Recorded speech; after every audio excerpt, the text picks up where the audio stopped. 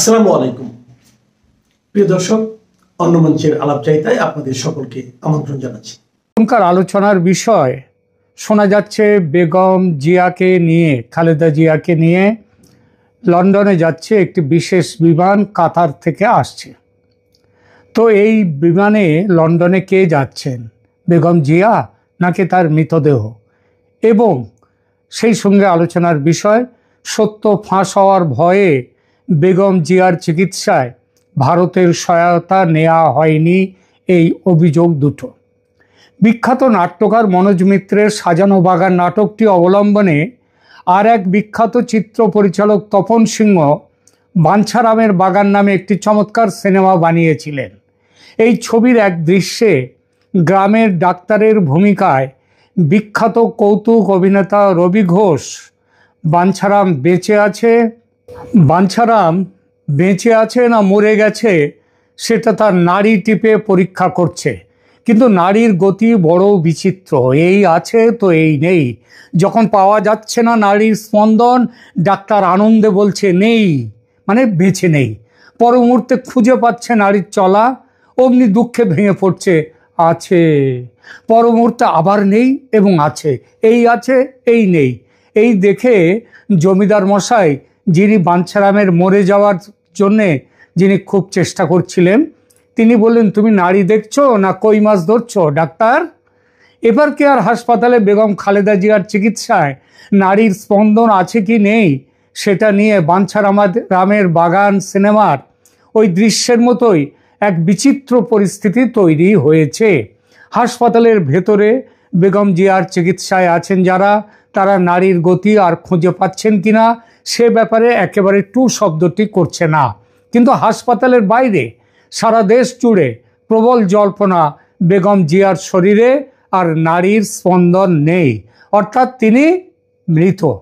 এই কথা যে শুধু আমজনতা বলছে তা নয়, বিএনপির নেতারাও, এমনকি বড় একজন নেতা, প্রাক্তন সেনাকর্তা এবং সাবেক সাংসদ, অসম্ভব রকমের খালেদা জিয়ার ভক্ত, অবসরপ্রাপ্ত মেজর আখতারুজ্জামান তো একেবারে জোরে সোরে একের পর এক সাক্ষাৎকারে বলছেন একথা যে দেশনেত্রী খালেদা জিয়া আর বেঁচে নেই। তিনি আবার দেশনেত্রী নন, তিনি দেশমাতা, এই কথাটা বলেন। হাসপাতালে চিকিৎসা হচ্ছে, ইঞ্জেকশন ফোড়া হচ্ছে তার মৃতদেহে, এটাও পর্যন্ত বলেছেন আখতারুজ্জামান। একটা লক্ষণীয় বিষয় হলো, বিএনপির মির্জা ফখরুল আলমগীর সহ অন্য বড় নেতারা যারা আছেন ঢাকায় কিংবা বাংলাদেশে, তারা বেগম জিয়ার শারীরিক অবস্থা নিয়ে একটি শব্দ কেউ বলছেন না। সবাই আশ্চর্যজনকভাবে চুপ, মুখে কুলুপ এঁটেছেন। এতে মৃত্যুর জল্পনা আরও ডানা মেলছে। আর সরকারও এ ব্যাপারে মুখে কুলুপ। প্রথম দিকে মেডিকেল বুলেটিনে যা জানা গিয়েছিল সেটা ছিল এরকম: বেগম খালেদা জিয়া গুরুতর অসুস্থ। তারপরের বুলেটিনে অবস্থার উন্নতি নেই, তারপর অবস্থার অবনতি।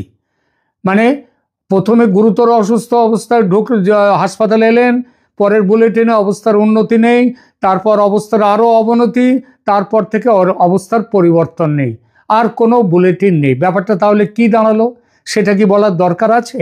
এসবের ফলে মানুষের মনে যদি এই বিশ্বাস দৃঢ় হয় যে বেগম জিয়া আর বেঁচে নেই, তাহলে কি মানুষকে খুব একটা দোষ দেওয়া যায়? গতকাল এই ব্যাপারে আমি একটি ভিডিও করেছিলাম, গত পরশু করেছিলাম।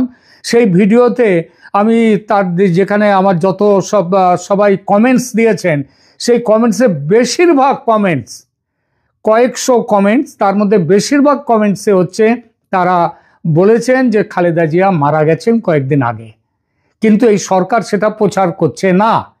এই সন্দেহ আরও দানা বেঁধেছে আরেকটি ঘটনায়।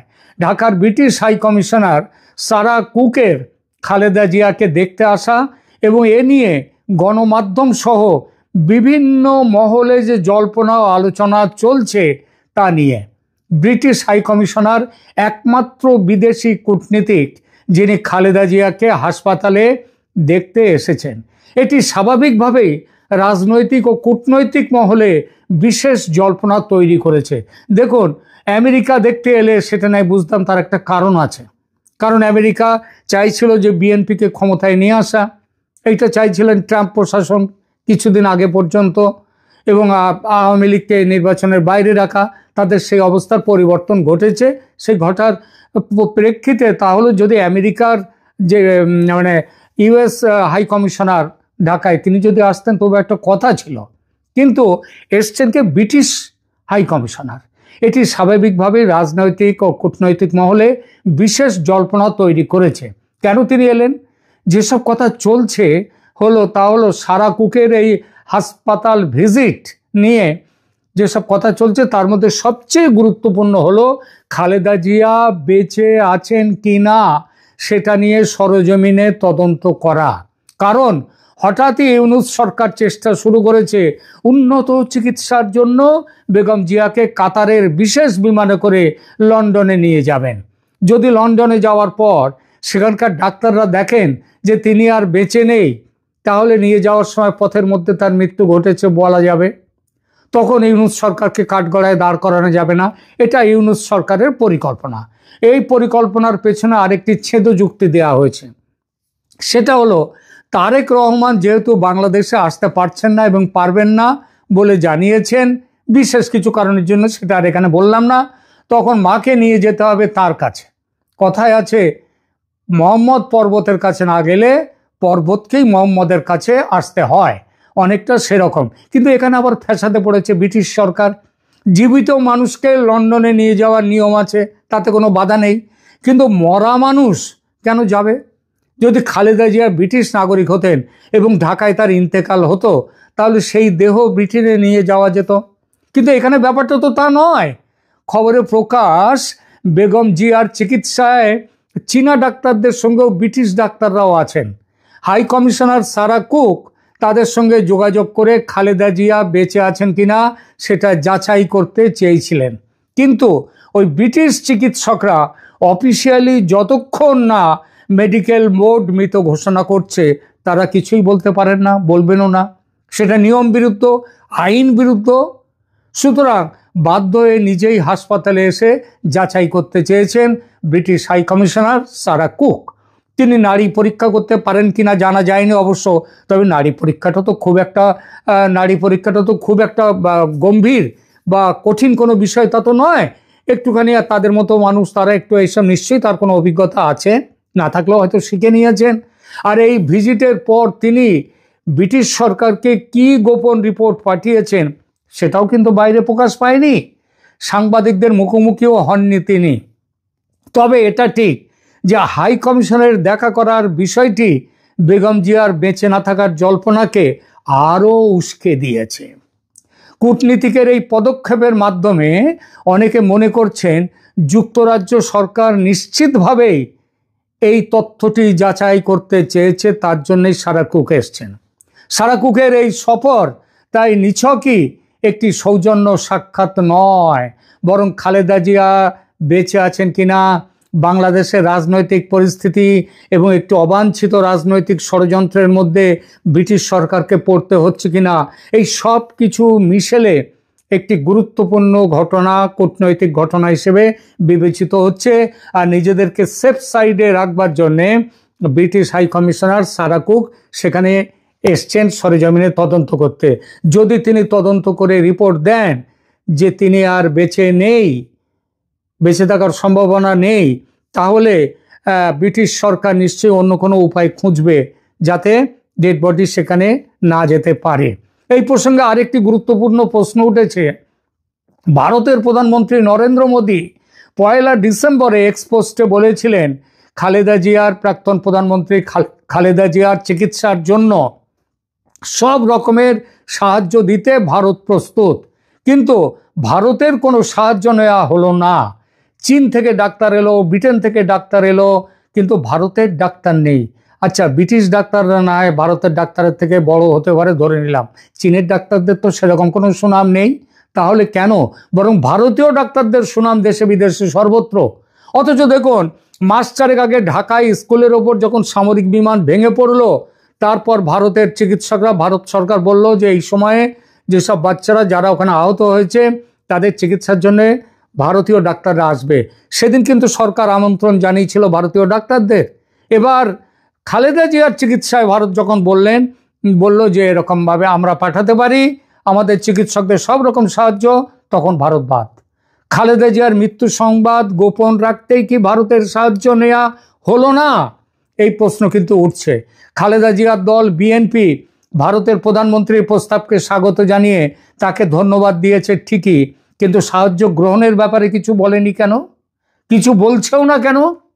বাংলাদেশের ইউনূস সরকারের পাঠানো হেলিকপ্টার চক্কর কাটছে হাসপাতালের মাথায়। খালেদা জিয়াকে তার শারীরিক অবস্থা এমন যে হাসপাতাল থেকে শাহজালাল বিমানবন্দর পর্যন্ত বা রাস্তা দিয়ে যাওয়ার ক্ষমতা তার নেই, তার শরীরে নেই। যদি ধরে নেওয়া হয় তিনি বেঁচে আছেন, তাহলে সেই ক্ষমতাটুকু তার নেই।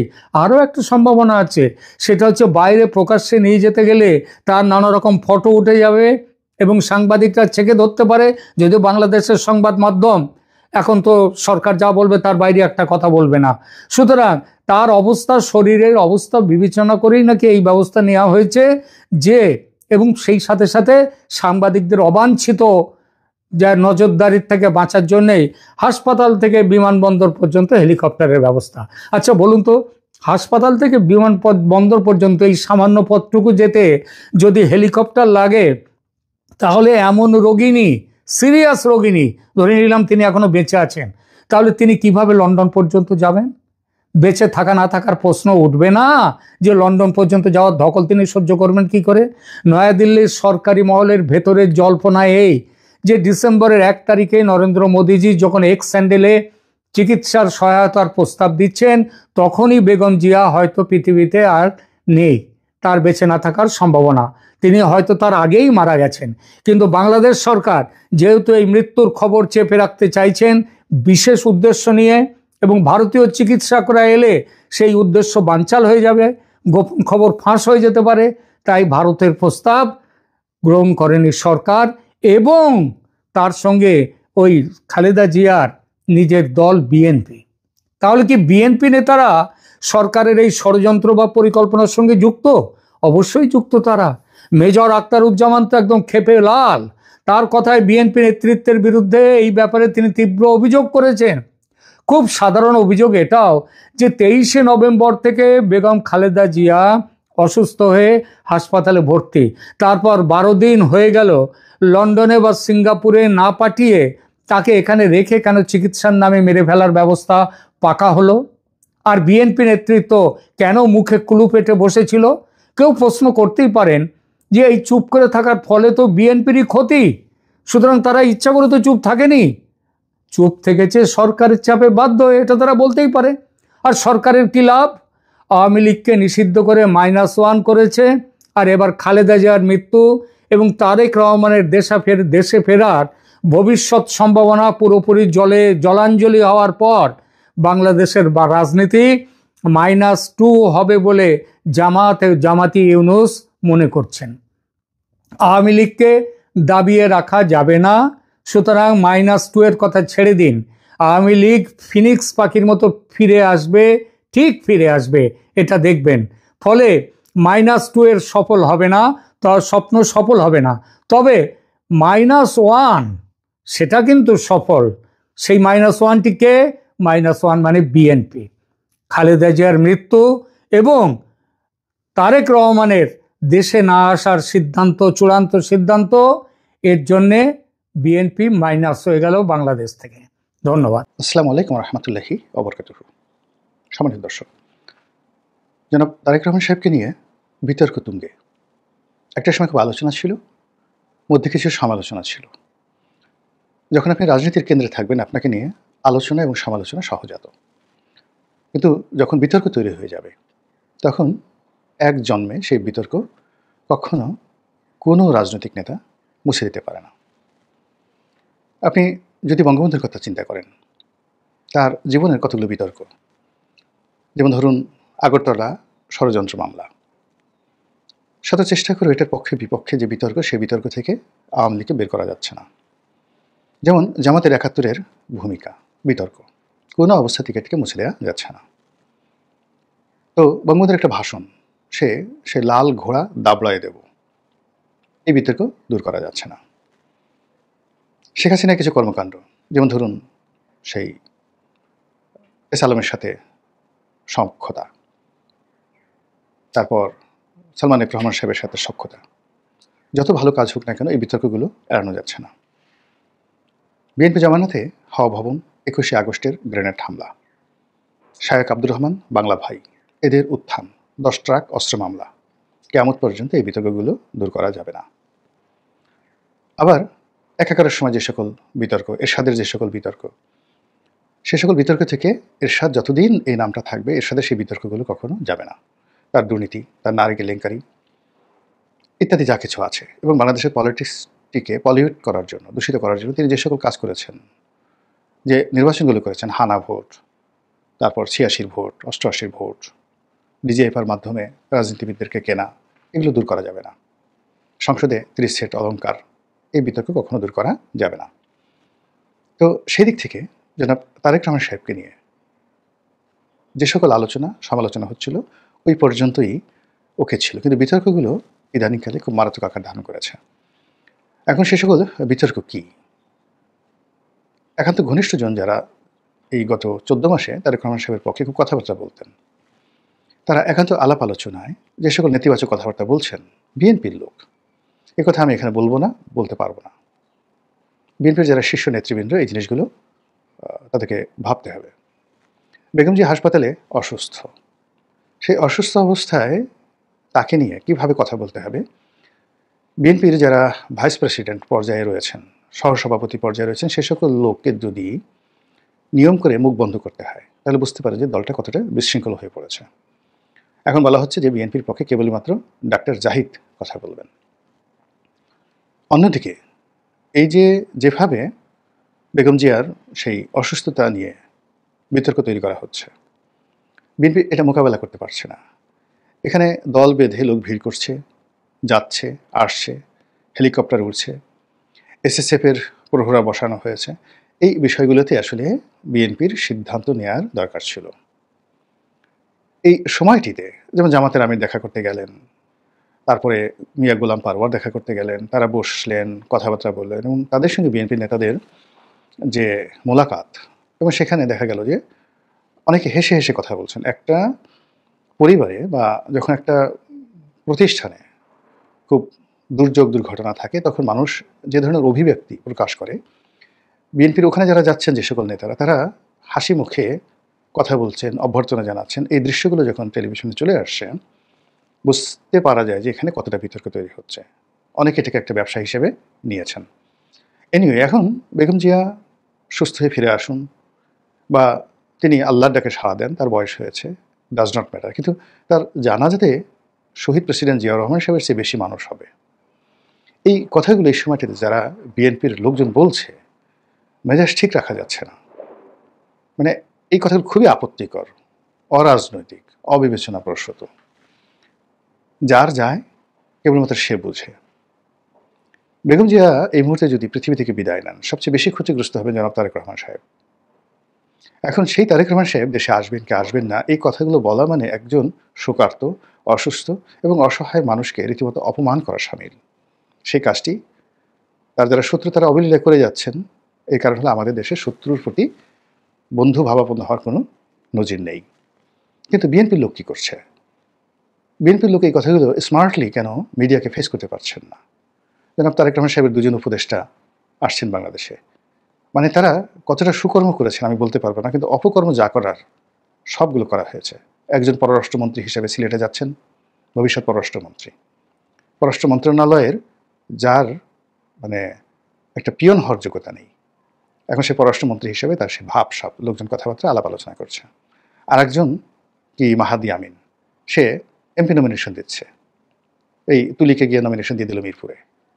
পুরো মিরপুরের মতো একটা গেটওয়ে, সেখানে গিয়ে বিএনপির মতো সবচেয়ে একটা শক্তিশালী সংগঠন যারা গড়ে তুলেছে গ্রেটার মিরপুরের প্রত্যেকটা সিট, অর্থাৎ গাবতলী, মিরপুর, উত্তরা, টঙ্গী, এটা একেবারে এই পুরো এলাকাটার গেটওয়ে, ইনক্লুডিং সাভার ক্যান্টনমেন্ট।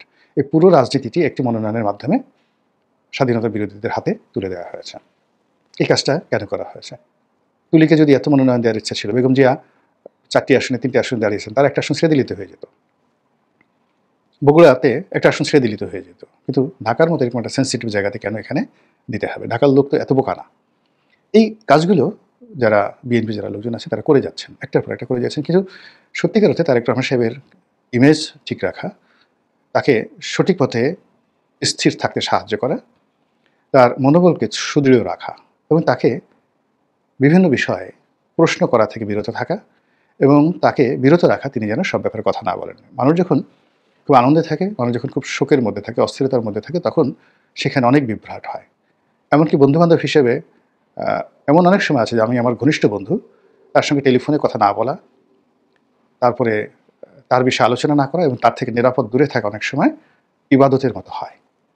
এই কাজটি নিজের মাত্রা যারা করতে পারে না তারা রাজনীতিতে কখনো শাইন করতে পারে না। ফলে কি হলো, এই যে তারেক রহমানের সাহেব যারা ঘনিষ্ঠজন, আমরা অনেক সময় দেখা গেলো যে আমাদের আঞ্চলিক ভাষাটা কথা আছে, চুমো দিতে দিতে মেরে ফেলা। অতি আদর করতে করতে এমন চুম্বন দিয়েছে, একদম চুম্বনে শিশু মারা গেছে। তো তারেক রহমান সাহেবকে আফুল করতে গিয়ে, তাকে বড় করতে গিয়ে, তাকে অনিবার্য করতে গিয়ে, তাকে মহান করতে গিয়ে যে অবস্থায় তাকে আজকে আনা হয়েছে, ঠিক একই কাজ আরও নিকৃষ্টভাবে আওয়ামী লীগের লোকজন করেছে বঙ্গবন্ধুর ক্ষেত্রে। তাকে মহামানব বানানোর চেষ্টা করা হয়েছে, কিন্তু বঙ্গবন্ধু কখনো নিজেকে মহামানব বলেননি। তিনি অনায়াসে বলেছেন আমার লেখাপড়া ভালো না, আমি ভালো ছাত্র নই, অসংখ্য প্রমাণ আছে। তিনি বলেছেন আমি বুঝি না, তিনি বলেছেন আমি গেরস্থর ছেলে, তিনি তার আত্মজীবনীতে বলেছেন আমার অভাব ছিল, আমি শ্বশুরবাড়ির টাকা দিয়ে চলেছি, আমার স্ত্রী আমাকে টাকা দিয়েছে, সেই টাকা দিয়ে আমি ঢাকাতে থেকেছি, কলকাতা থেকেছি। এই ঢাকা শহরে তাকে কেউ বাসা ভাড়া দেয়নি। এই ঢাকা শহরে বাসা ভাড়া তিনি দিতে পারেননি, অন্য মানুষ তার বাসা ভাড়া দিয়েছে। এমনকি 32 নম্বরে যে বাড়িটি, 32 নম্বর বাড়িটি কিনে দেওয়া হয়েছে ইনফ্লুয়েন্স করে ইত্তেফাকের মানিক মিয়া সাহেবের স্ত্রী মাজেদা বেগম, এবং সেই মাজেদা বেগমের টাকা দিয়ে 5,000 বা 6,000 টাকা দিয়ে রাজুকের এই 1 বিঘা জায়গার প্লটের মূল্য পরিশোধ করা হয়েছিল। বঙ্গবন্ধু বলেছেন অকপটে যে আমার এই প্লট দরকার নেই, আমার টাকা নেই। বেগম মুজিবকে দিয়ে এই মাজেদা বেগম এই কাজটি করিয়েছেন। এখানে লাট বাহাদুরি দেখার কোনো তো যাকে বলে সুযোগ নেই। বঙ্গবন্ধু এটা অকপটে স্বীকার করেছেন, কিন্তু তার যারা নেতাকর্মী তারা তাকে একবার অলি আল্লাহ বানায়, একবার তারা সৌদি আরব থেকে, একবার তারা পারস্য থেকে তারা আসছে ইসলাম প্রচার করার জন্য, কেউ তাকে আল্লাহ হজরত বানায়, কেউ শেখ হাসিনাকে অলি আল্লাহ বানায়। ফলে কি হলো দেখুন, এই বিপদের দিনে একজনকে খুঁজে পাওয়া যাচ্ছে না। এমনকি ঝগড়া করার জন্য শেখ হাসিনাকে নিজে আগ বাড়িয়ে কথা বলতে হচ্ছে। তার পক্ষে এই কথাগুলো, মানে শেখ হাসিনা যে কাজগুলো করবেন বা করতে চান, তিনি ইউনূসকে গালি দিতে চান অকথ্য অশ্রাব্য ভাষায়, এবং তিনি সেই গালিগুলো দিয়ে যাচ্ছেন। কিন্তু তার পক্ষে ইউনূসকে এত সুন্দর করে গালি দেওয়ার মতো একটা সিঙ্গেল লোক দেশে বাইরে নাই। তার পক্ষে তার যে বিষয়গুলো, যে কথাগুলো তিনি নিজের মুখে নিজের ঢোল নিজে পেটাচ্ছেন, এই কথাগুলো তিনি চাচ্ছেন যে বলুক। তো এখন কই সুবর্ণা মোস্তফা বলতে পারে না, এই কথাগুলো তারিন বলতে পারে না, এমনকি শাওনও তো বলতে পারে। এই কথাগুলো অনেক সুন্দর করে শেখ হাসিনা যে কথাগুলো বলছে, এই কথাগুলো অনেক সুন্দর করে বলতে পারে। তো কেন তারা সেই কথাগুলো বলছে না? শেখ হাসিনা চাচ্ছেন, অথচ সেই কথাগুলো বলা হচ্ছে না সেখানে। তো এরকম তারেক রহমান সাহেবের সাধারণ যে তার যে ক্যারেক্টারিস্টিক্স, তিনি কতটা ইংরেজি জানেন, তিনি কতটা বাংলা জানেন, তিনি কতটা লেখাপড়া জানেন, মানে তার পিছনে অনেকগুলো ইংরেজি বই দেওয়া আছে বা একটা লাইব্রেরি আছে, ইট ডাজ নট মিন যে এই বিষয়গুলো তিনি ওন করেন। তিনি রাজনীতি করতে আসছেন, তিনি একজন সাধারণ মানুষ, তিনি তথ্যপাত্র দিয়ে আমরা তাকে সাহায্য করব। আমরাই তো তাকে নেতা বানিয়েছি, তিনি তো আমাদের কাছে নেতা হতে আসেননি। তারপরে জন্য আমাদের কাছে আসেননি বা আমাদের কাছে ধর্ণা ধরে নিয়ে আমাকে নেতা বানাও, মনোনয়ন দাও, আমাকে সভাপতি বানাও, ভারপ্রাপ্ত চেয়ারপারসন বানাও। তিনি কি কখনো বলেছেন কাউকে, বিএনপির কাউকে? বেগম জিয়াকে রাজনীতিতে তার নিজের শেষছেন, তিনি গৃহবধূ, আসতে চাননি। তো তাকে আমার মহামানব বানানোর দরকার কি? আমরা ধান্দাবাজ মানুষ, আমরা বেগম জিয়া কিনেছি, আমরা শেখ হাসিনা কিনেছি, আমরা এখন জয় পুতুলকে আনতে চাচ্ছি, আমরা তারেক রহমান সাহেব কিনেছি, তাকে সেই লন্ডনে বসিয়ে রেখে তার নাম ব্যবহার করে আমরা যাদের মতো বাংলাদেশে বসে দিদারসে পোলাও কোরমা খাচ্ছি। এটা তো আমরাই ধান্দাবাজি করছি। করে এই মানুষটিকে আমরা মহামানব বানাতে গিয়ে তাকে যে বিতর্কের মধ্যে আমরা ফেলে দিয়েছি, এখন সেই বিতর্কর জবাব তো তিনি দিতে পারছেন না। এই বিতর্কের জবাব তার পক্ষের কোনো মানুষ দিতে পারছে না। ঘুরে ফিরে যে বিষয়গুলো আসছে, মানে তার যারা শুভার্থী যে কাজগুলো করার চেষ্টা করেছেন, তার ফলে যে পরিবেশ পরিস্থিতি তৈরি হয়েছে, সেটি মানে বিএনপির জন্য, তারেক রহমান সাহেবের জন্য খুবই খারাপ হয়ে যাচ্ছে।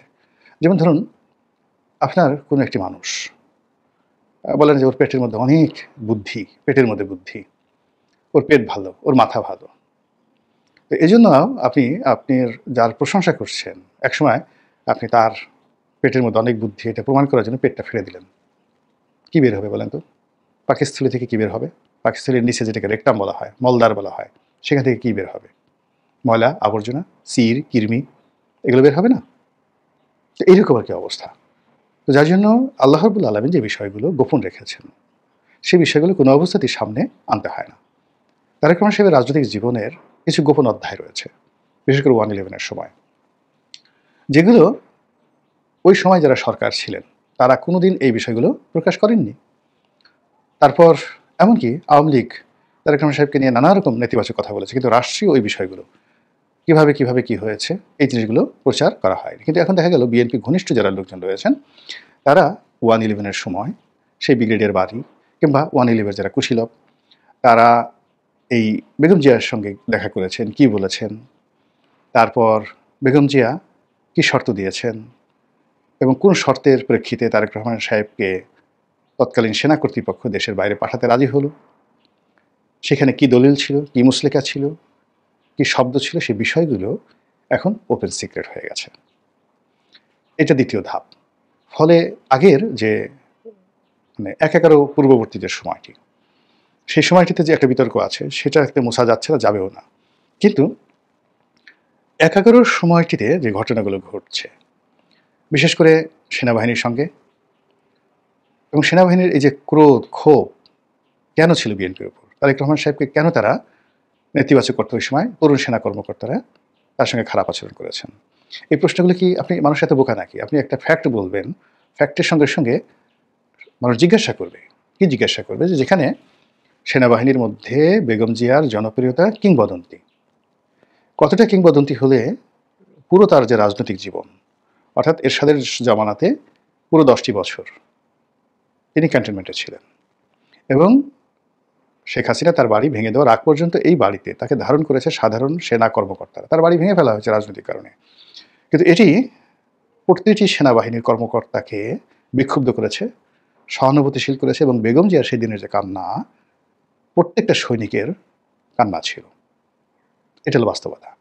তো এখানে বেগম জিয়া সম্পর্কে যে ক্যান্টনমেন্টের মধ্যে রাজনৈতিক কর্মকাণ্ড করার জন্য সেনাবাহিনী তাকে সুযোগ দিয়েছিল এবং এটা ওন করেছে, এবং দীর্ঘকালীন ইভেন এরশাদ জামানাতেও বিএনপির নেতাকর্মীরা অবাধে যেভাবে ক্যান্টনমেন্টে ঢুকে পড়তেন দলে দলে এবং ওই বাড়িতে ঘিরে রাজনৈতিক কর্মকাণ্ড চালাতেন, আমরা তো কোনোদিন শুনিনি যে জাহাঙ্গীর গেটে তাদেরকে তাকে বাতিল করা হয়েছে।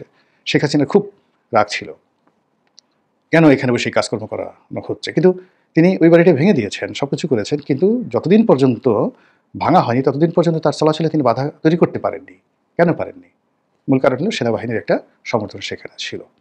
সেনাবাহিনীর এই সেন্টিমেন্টটাকে বুঝতে হবে, রেসপেক্ট করতে হবে। 1 2 নম্বর হলো যে এমন কি ঘটনা ঘটলো যে 11-র সময় যে সেনাবাহিনী মনিরুদ্দিন ফখরুদ্দিন তার রিক্রুট করা, তারা কেন তার বিরুদ্ধে গেল? বোঝার চেষ্টা করুন যে এখন জেনারেল ওয়াকারুজ্জামান বা অন্যান্য যে সকল সেনা কর্মকর্তা, সিনিয়র সেনা কর্মকর্তা শেখ হাসিনা কর্তৃক রিক্রুট হয়েছেন, তারা কিন্তু অবস্থার প্রেক্ষাপটে মানে অনেক সিদ্ধান্ত নিচ্ছেন শেখ হাসিনার বিরুদ্ধে, কিন্তু আপনারা লিখে রাখেন, ইফ দে হ্যাভ অপশন, তারা কিন্তু রিভার্স হবে, তাদের কোনো রকম অপশন আসার সঙ্গে সঙ্গে। একইভাবে 1/11-এর মইনুদ্দিন ফখরুদ্দিন যে পরিবেশে বিএনপির বিরুদ্ধে গিয়েছিল, তারা কিন্তু যখন পরিস্থিতিটা রিভার্স হলো তখন কিন্তু তারা আবার বিএনপির কাছে এসেছিল। লিখে রাখেন, এই কথাটা সত্য, বেগম জিয়ার কাছে গেছিল, কিন্তু সেটাকে আফোর্ড করা, ওন করা বেগম জিয়া পারেননি বা করেননি, জিদ করে বলেছেন যে না, হবে না, তোমরা আমাকে ক্ষমতাচ্যুত করেছো, কিন্তু শেখ হাসিনা সেটা ওয়েলকাম করেছে। এবং এখন আপনি দেখেন, যদি সেনাবাহিনীর পক্ষ থেকে এমনকি ডক্টর মোহাম্মদ ইউনূসের পক্ষ থেকে কোনো রকম প্রস্তাব শেখ হাসিনার কাছে যায়, উনি সঙ্গে সঙ্গে অ্যাকসেপ্ট করবেন, দ্যাটস ইজ পলিটিক্স। কিন্তু বিএনপির যারা লোকজন আছে তারা সিদ্ধান্ত নেবেন কি করবেন কি করবেন না, করা ঠিক হবে কি হবে না, আমরা এই কাজ করলে জামাত কি মনে করবে, অমুক কি মনে করে, এই সকল কথাবার্তা বলে সময় নষ্ট করে ফেলবেন। তো একইভাবে এখন তারেক রহমান সাহেবকে বড় করতে গিয়েও তার প্রতি সহানুভূতি তৈরি করার জন্য সেই যে তাকে নির্যাতন করা হয়েছে, এই দৃশ্যগুলো এখন ভাইরাল। কেন আমাকে এই জিনিসগুলো দেখাতে হবে? তাকে মারধর করা হয়েছে, তাকে অত্যাচার করা হয়েছে, ফলে সঙ্গত কারণেই কেন অত্যাচার করা হয়েছে এই প্রশ্ন চলে আসছে। তাকে অত্যাচার করা হয়েছে, ভালো হয়েছে, আমরা এটার করলাম যে যারা এই কাজটা করেছে তা আমরা তাদের বিচার চাই, কিন্তু কেন এই কাজটি করা হয়েছে? যখন এই কেন শব্দটি আসছে তখন সেখান থেকে কি বের হয়ে আসছে? ভালো কিছু? 1 2 নম্বর, এই ঘটনার সঙ্গে যারা জড়িত, এটি কোনো পার্সন না ইনস্টিটিউশন? বুঝতে হবে যে এখানে ডিজিএফআই একটা প্রতিষ্ঠান, এখানে সেনাবাহিনী একটি প্রতিষ্ঠান, ফলে এখানে যত মানুষ জড়িত এদেরকে ওন করা সেনাবাহিনীর দায়িত্ব, যতদিন পর্যন্ত সেনাবাহিনী আছে। পাকিস্তানের কথা চিন্তা করুন, বাংলাদেশে তারেক রহমান সাহেবের কী জনপ্রিয়তা, তার চেয়ে 100 গুণ জনপ্রিয়তা ইমরান খানের। তারেক রহমান সাহেবের কী কোয়ালিটি, তার চেয়ে 1000 গুণ, কোটি গুণ কোয়ালিটি জনাব ইমরান খানের, বিশ্বনন্দিত। কিন্তু পাকিস্তান সেনাবাহিনীর সঙ্গে তিনি পেরেছেন? জীবন শেষ দেখেন। যে সেনাবাহিনী তাকে নেগোসিয়েশন করার সুযোগ দিয়েছে, বন্ধু হওয়ার সুযোগ দিয়েছে, সেই বন্ধুত্বটা সে যখন নেয়নি, এখন সে বন্ধুত্ব ভিক্ষা করছে, কোনো মতো জেল থেকে বেরোনোর চেষ্টা করছে, কিন্তু এখন আর সেই সুযোগটা নেই ইমরান খানের ক্ষেত্রে। এই যে 2025 সনের ডিসেম্বরে নির্বাচন করার জন্য সেনাবাহিনী যেভাবে বিএনপির সঙ্গে নেগোসিয়েশন করার চেষ্টা করেছিল, জেনারেল ওয়াকারুজ্জামান যেভাবে তারেক রহমান সাহেবকে একটা ওপেন চেক দিয়ে দিয়েছিলেন যে আপনি বিএনপি ডিসেম্বরে নির্বাচনের জন্য সরকারের প্রতি চাপ প্রয়োগ করেন, আমরা আপনার সঙ্গে আসি, তো সেই অফারটা সে গ্রহণ করেনি। গ্রহণ না করে সে কী করেছে, ডক্টর মোহাম্মদ ইউনূসের সেই প্রস্তাবনা রাজি হয়ে এটাকে ফেব্রুয়ারিতে নিয়ে গেছে। ফলে এখন দেখেন তো, এই যে আজকের এই দিনে সেনাবাহিনীকে সে এক্সপেক্ট করতে পারছে, কিংবা ডক্টর মোহাম্মদ ইউনূসকে কি তারা ওন করতে পারছে? আমার তো মনে হয় না। সমস্যা হয়ে গেছে। অধিকাংশ যে জিনিসটা হচ্ছে যে তার এই যে ওই সময়টিতে গ্রেপ্তার হওয়া এবং ওই সময়টাতে তার নির্যাতন হওয়া কেন হয়েছিল, কেন সেনাবাহিনী কোকোকে ছেড়ে দিতে চাচ্ছে, বেগম জিয়াকে বিদেশে যেতে মানে তার অনুমতি দিতে চাচ্ছে, কিন্তু তারেক রহমান সাহেবকে কেন ছাড়তে চাচ্ছিল না? মানে এমন একটা সময় এসে গেল যে বেগম জিয়া তার এই সেনাবাহিনীর সঙ্গে নেগোসিয়েশনের জন্য একমাত্র শর্ত দিলেন যে তার ছেলেকে নিরাপদে বিদেশে যেতে দিতে হবে। কেন, হোয়াই? এই জিনিসগুলো কেন এখন সামনে আসবে বলেন তো? এটা তো দরকার ছিল না, কিন্তু সামনে এসে গেছে এবং এগুলো নিয়ে ভীষণ রকম আলোচনা হচ্ছে, প্রতিপক্ষ তালি বাজাচ্ছে, কিন্তু বিএনপির লোকজন এখন পর্যন্ত বুঝতে পারছে না যে এই কাজগুলো কতটা ভয়াবহ পরিণতি ডেকে নিয়ে আসবে। তারা এখনও মনে করছে যে ওই যে তাকে হুইল চেয়ারে করে নিয়ে যাওয়া হচ্ছে, ওই যে যে ছবিটিকেতে তাকে হাত ধরে টেনে ফ্যানের সঙ্গে বেঁধে রাখা হয়েছে, তাকে যেভাবে অসহায় দুর্বল অবস্থায় পিজি হাসপাতালে নেওয়া হয়েছে, হাসপাতালের সেই জানালা দিয়ে তিনি হাত নাড়ানোর চেষ্টা করছেন, দেখার চেষ্টা করছেন উদাস দৃষ্টিতে, এই দৃশ্যগুলো ভালো না, বিএনপির জন্য ভালো না, তারেক রহমান সাহেবের জন্য ভালো না।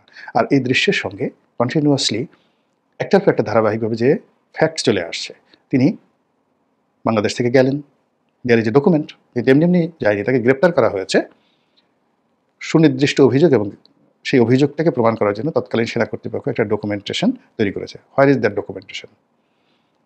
এটা কি সেনাবাহিনীর হাতে আছে নাকি আমাদের জুডিশিয়ারির হাতে আছে? বা ওই সময়তে যে যে ট্রাইব্যুনাল করা হয়েছিল শেখ হাসিনা এবং খালেদা জিয়াকে বিচার করার জন্য সেই ট্রাইব্যুনালে আছে, বিকজ ওখানে তো মামলাগুলো চলমান। Where is the document? সেই ডকুমেন্ট কী আছে? সব কিছু মাফ করে দেওয়া হলো, সব কিছু খালাস করে দেওয়া হলো, কিন্তু ঘটনা তো তা না। দেয়ার যে ডকুমেন্ট, এগুলো কেন সামনে আসলো এই সময়টাতে? কেন এগুলো নেগোসিয়েশন করা হলো না? সেকেন্ড থিং হলো যে তিনি গেলেন, দেয়ার যে প্রসিডিউর, তিনি সেখান থেকে গেলেন, ব্রিটেনের ভিসা পাওয়া, সেখানে বসবাস করা, এটা যে কোনো মানুষের জন্যই। দেয়ার যে রুলস। ব্রিটেন ইচ্ছা করলে যে কোনো লোককে আশ্রয় দিতে পারে না। ভারত সর্বোচ্চ চেষ্টা করেছে শেখ হাসিনাকে ইংল্যান্ডে রাখার জন্য, পারেনি। তো শেখ হাসিনাকে ইংল্যান্ডে রাখার জন্য ভারত চেষ্টা করছে, পারেনি, কিন্তু ওই সময় সেনা সমর্থিত সরকার এমনকি জাদু বলে, তো সে মানে তারেক রহমান সাহেব ইংল্যান্ডে আশ্রয় দিতে পেরেছিল। এর কারণ হলো এখানে সরাসরি আমেরিকা ইনফ্লুয়েন্স করেছে, আমেরিকা চেয়েছে তাই ব্রিটেন তাকে আশ্রয় দিয়েছে। আর শেখ হাসিনাকে আমেরিকা চায়নি তাই ব্রিটেন আশ্রয় দিতে পারে, কিন্তু শেখ হাসিনার জন্য ভারতের চাইতে ইংল্যান্ডে থাকাটা 1,00,000 কোটি গুণ তার জন্য বেশি ছিল, লিবারেল ছিল। সে ইংল্যান্ডে থাকে ফাটিয়ে ফেলতেন এতদিন, তো সেটা পারেনি বিকজ আমেরিকা চায়নি। তো এখন তিনি গেলেন, দেয়ার ইজ এ ডকুমেন্টেশন, তিনি ইংল্যান্ডে আছেন, দেয়ার ইজ এ ডকুমেন্টেশন। সেই ডকুমেন্টটা কী?